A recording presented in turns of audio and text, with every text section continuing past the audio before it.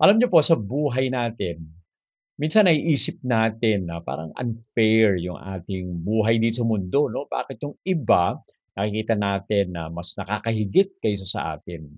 Alam niyo po ang pangako ng ating Panginoon ibibigay sa atin ang mga mabubuting bagay 'no. Minsan iniisip natin, totoo ba ito o hindi? 'No, makikita po natin sa awit, 84:11. Eto po ang sabi, "Sapagkat ang Panginoong Diyos ay araw at kalasag," 'no. Bibigyan ng Panginoon ng biyaya at kaluwalhatian, hindi niya ipagkakait ang anumang mabuting bagay sa kanila na nagsisilakad ng matuwid. Alam niyo po kapag tayo daw po ay namuhay 'no, ng matuwid sa harap ng ating Panginoon, ipinapangako ng ating Panginoon na ibibigay niya ang lahat 'no, yung tunay na mga mabubuti, makakabuti sa bawat isa, ang kanyang biyaya, 'yan. Yung para ngayon, hindi lang para ngayon, pati kung hanggang sa dumating siya sa kaluwalhatian, para rin po yun sa hinaharap 'no. Ang kanyang pagpapala sa bawat sandali ay ibibigay, ngayon, pati na rin sa pagitan ng hinaharap.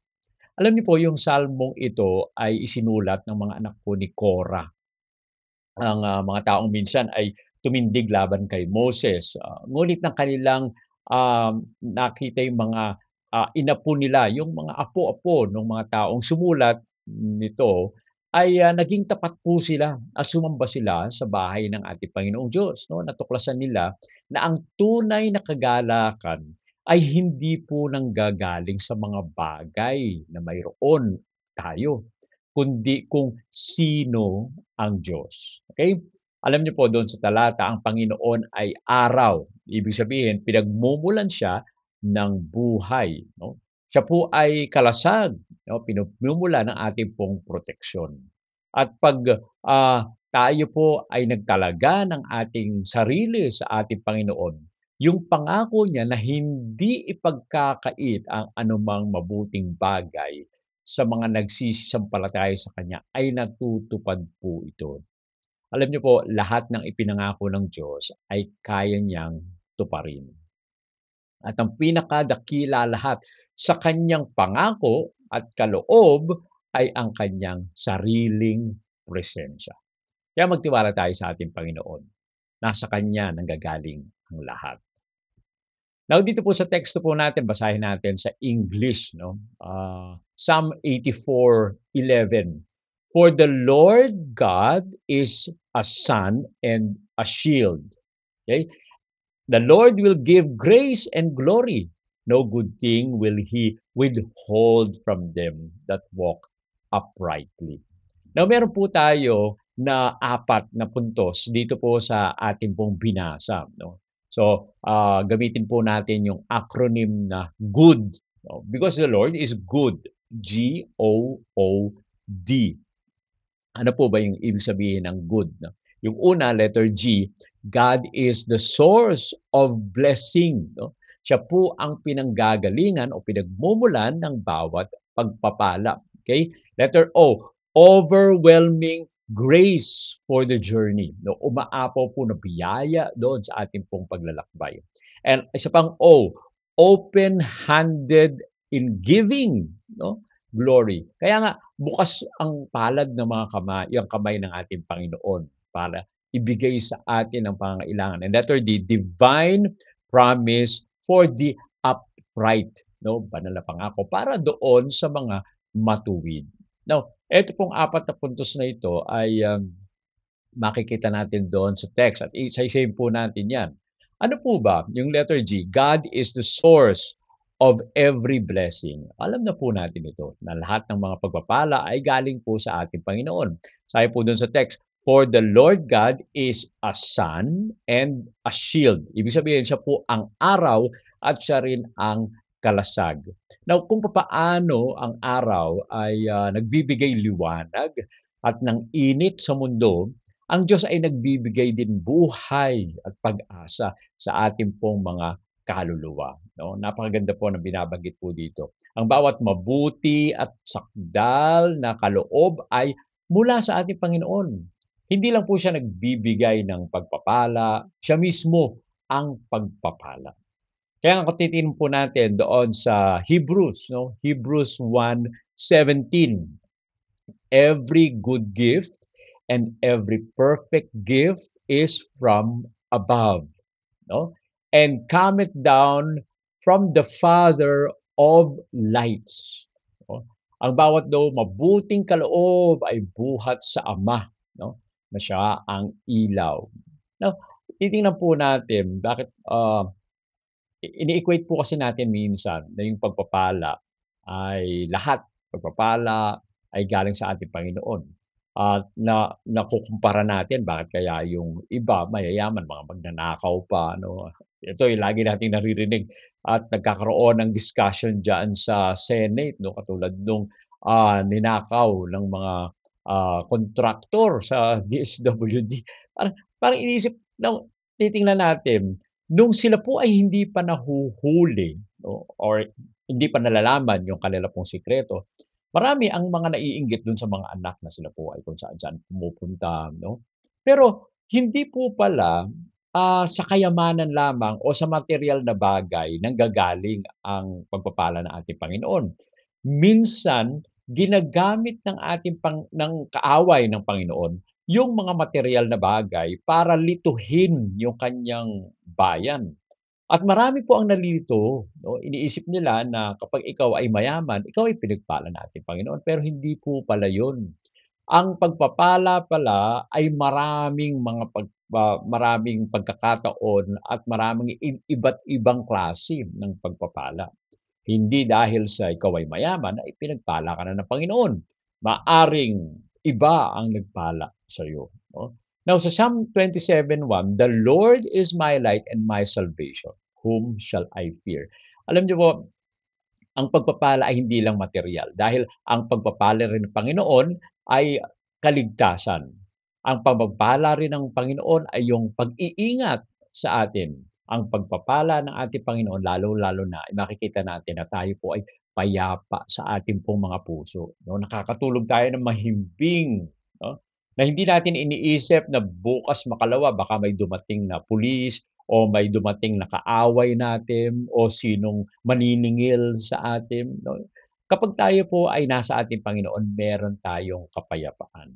Alam niyo po yung pag-ibig ng ating Panginoong Diyos ay yung araw 'no, nagpapainit 'no, nagbibigay pagpapala, lalong-lalo na nagpapasaya sa ating pong mga puso.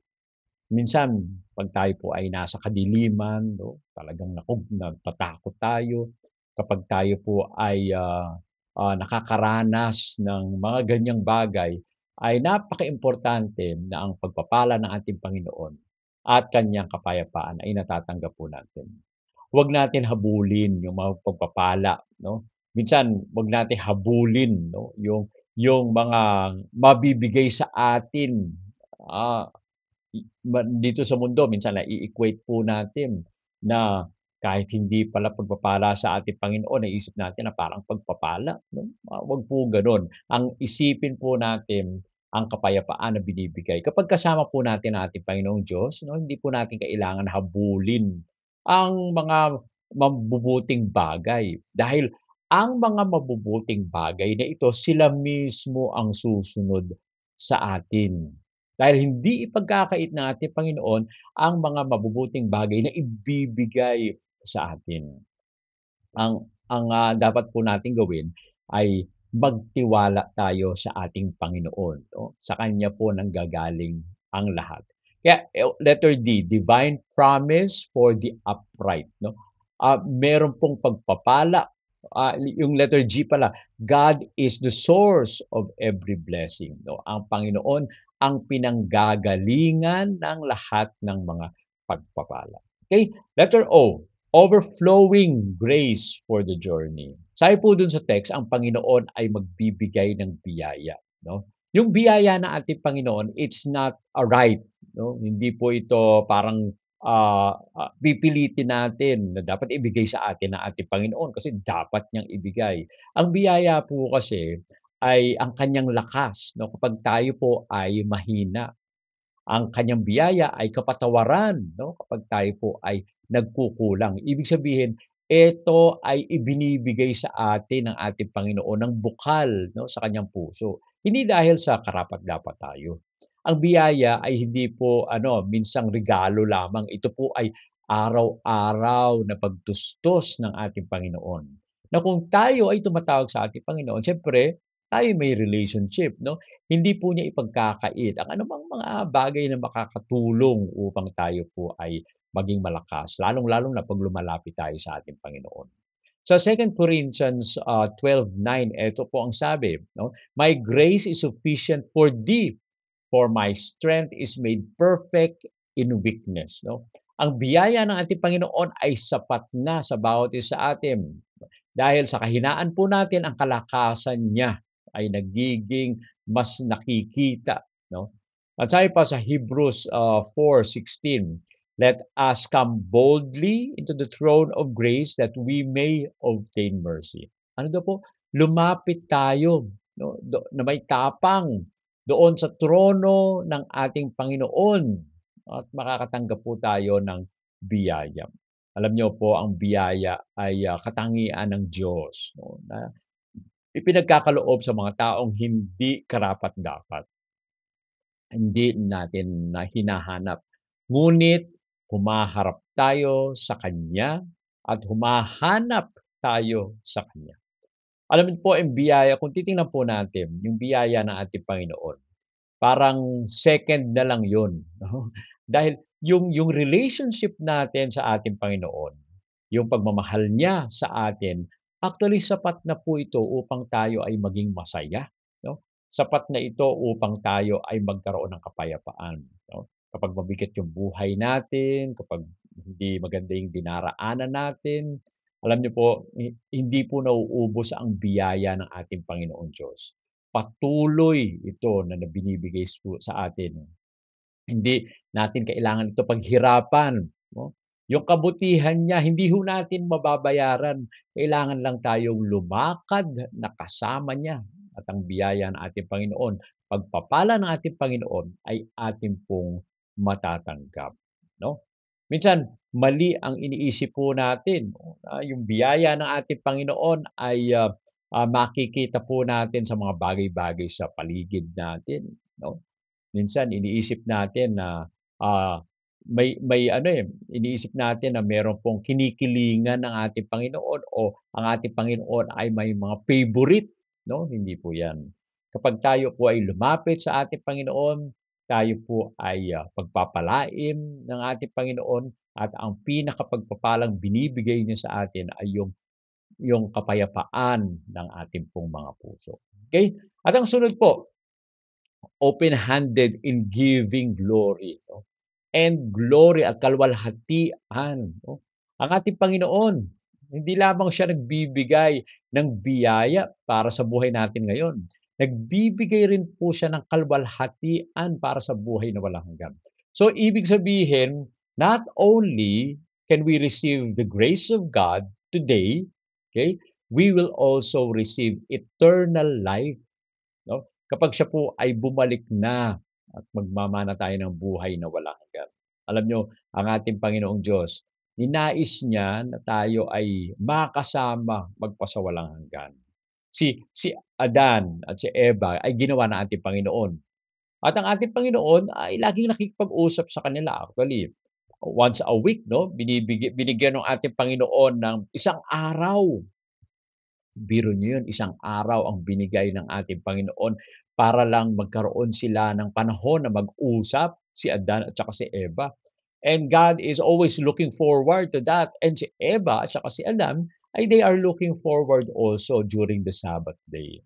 No, unfortunately, 'no, unfortunately ay pumasok yung kasalanan at, sila po ay, napalayo. Ibig sabihin yung kasalanan ang naghiwalay sa atin, sa ating Panginoong Diyos, 'no. Pero napakabuti pa rin ng ating Panginoong Diyos. Para lang mabalik yung relationship na yun, binigay niya yung kanyang bugtong na anak para tayo po ay tubusin sa ating pong mga pagkakasala. At tayo ngayon, kaya natin na magkaroon ng magandang relationship sa ating Diyos Ama sa pamamagitan po ng ating Panginoong Hesus, 'no. At hindi lang 'yon. nais ibalik ng ating Panginoong Diyos yung dating magandang, pag-uusap, dating samahan 'no, bago magkaroon ng kasalanan. At nais ng ating Panginoon na makasama tayo magpasawalang hanggan. Alam po yung kaluwalhatian, ay masabi ng kapurihan po ito, kagalakan, 'no, at pakikisama sa ating Panginoon magpasawalang hanggan. Ang sabi po sa Romans 8:18, "The sufferings of the present time are not worthy to be compared with the glory which shall be revealed in us." 'No?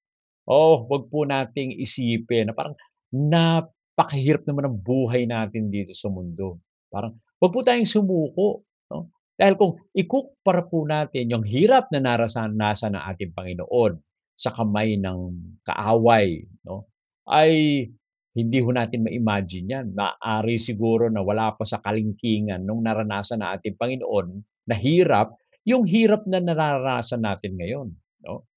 Minsan iniisip natin, ako sumasakay po ako minsan sa LRT 'no, lalong-lalo na kapagka ano, pagka rush hour. Sa umaga medyo okey-okey pa kasi mga bagong ligo ang mga tao. Pero pagdating po ng hapon, hapon na rush hour na na galing na sa trabaho at, hirap na, pawis 'no, minsan lalong-lalo 'pag naiipit ka 'no, sasabihin mo, "Naku, napakahirap naman ng mundong ito, sana dumating na ang Panginoon." 'No, 'yun ang sinasabi natin. Yung mga paghihirap natin nararanasan, akala ba natin, 'yun na yung sukdulan ng paghihirap? I mean, wala ng ibang hirap na na mas hihigit pa doon sa hirap na nararanasan natin? Wag po natin i-compare dahil ang paghihirap ng ating Panginoon ay higit pa doon sa mga paghihirap natin. Kaya kung titingnan po natin yung paghihirap ngayon, wala daw po ito sa kalingkingan nung naranasan ng ating Panginoon nung nandito siya sa mundo.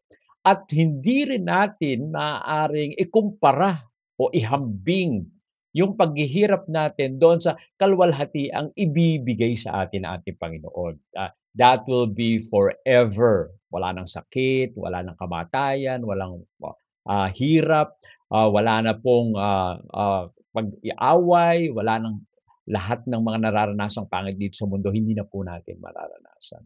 Sa John 17:22, ito po ang sabi, "And the glory which thou gavest me, I have given them." Yun daw po 'no, yung kaluwalhatian na binigay sa ating Panginoong Hesus, nandun siya sa langit na bayan, yun din naman ang ibibigay sa atin.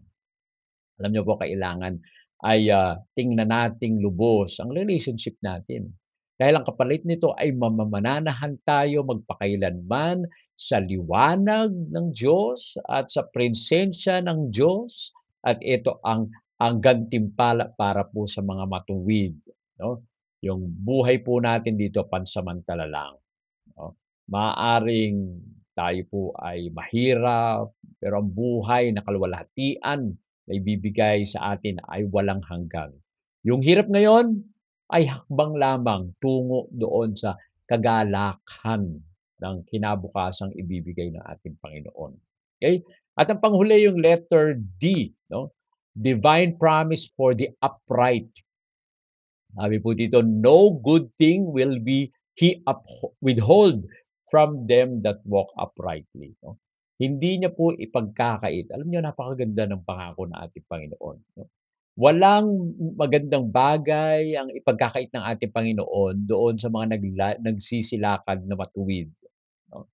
Alam niyo, may mga tao na ano, natatakot na magtalaga ng sarili nila sa ating Panginoon kasi parang iniisip nila hindi na nila matatanggap o hindi na sila magiging masaya. Sino pong may sabi na hindi tayo magiging masaya kapag tayo ay lubos na nagtalaga ng sarili natin sa ating Panginoon?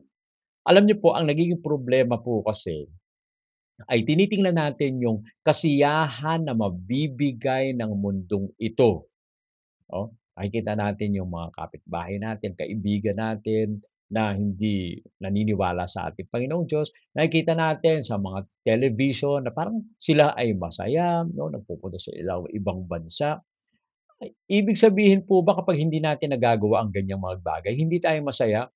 Alam niyo po, ang relationship sa ating Panginoon ay mas higit na mas masaya kaysa doon sa mga bagay-bagay dito sa mundo. O tingnan po natin, paano po natin masasabi na, mas higit na nagiging kasiyahan natin yung relationship sa mga bagay-bagay? Kapag kayo po ay tunay na in love, oh, minsan sige, kasama mo yung asawa mo, pumunta ka sa trabaho, nagtatrabaho ka pero ang iniisip mo yung asawa mo, 'no? Minsan bigla na lang lalabas sa isipan mo na kung ano yung mga magaganda niyong nagawa, mga pag-uusap ninyo, nagiging masaya ka, 'no? Kahit walang-wala ka, kahit wala kang mabili, pero pagdating mo sa bahay, nagiging masaya ka ulit. Ibig sabihin po mga kaibigan, ang nagpapasaya talaga sa atin ay hindi yung mga kayamanan dito sa mundo, kundi yung relationship natin sa asawa po natin, sa mga mahal sa buhay po natin. Gano'n din sa ating Panginoon. Kung meron tayong relationship sa ating Panginoon, mararanasan natin ang kasiyahan dahil ang ating Panginoong Diyos ang siyang nagpapasaya sa atin, 'no? Kailangan po nating, lubos na maintindihan na lumakad na kasama ang ating Panginoon. Namumuhay tayo ng sumusunod sa Kanya, namumuhay tayo na may integridad. Nalulugod ang ating Panginoon at pinagpapala tayo kapag tayo ay tapat sa ating pong mga puso sa Kanya. Ang mga bagay-bagay po 'no, ay hindi ipagkakait ng ating Panginoon sa atin kung tayo ay magtatalaga at mabubuhay na nagmamahal sa ating Panginoon. Sabi po sa Psalm 37:4, "Delight thyself in the Lord, and He shall give thee the desires of your heart." Ano daw po?